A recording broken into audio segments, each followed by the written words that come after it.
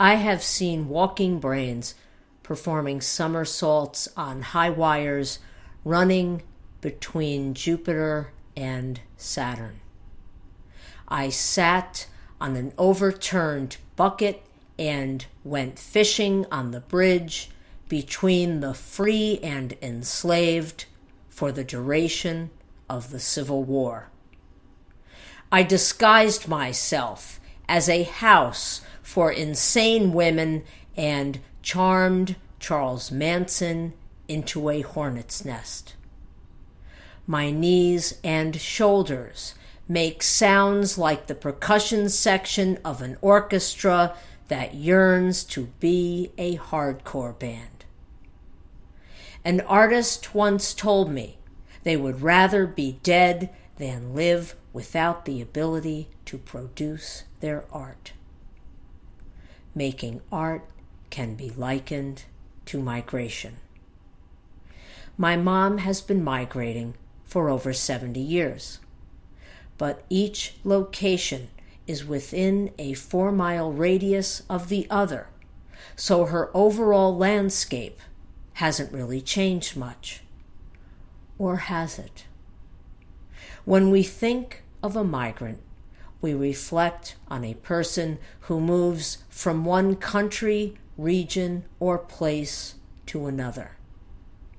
But what about this woman who has been living within walking distance from point A to point B to point C, and so on for a large portion of her life? Over the course of 70 or more years, all these points have changed drastically due to such things as invention, innovation, demolition, construction, birth, and death.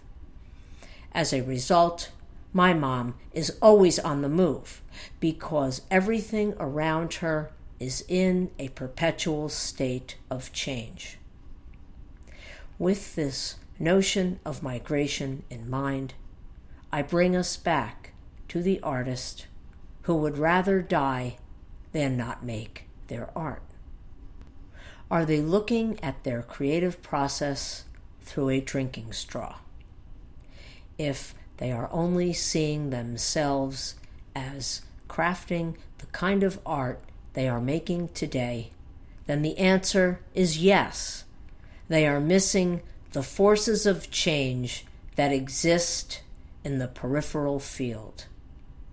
The creative process thrives on the implementation of new instruments, such as additional art materials, the integration of different artistic disciplines, and technology.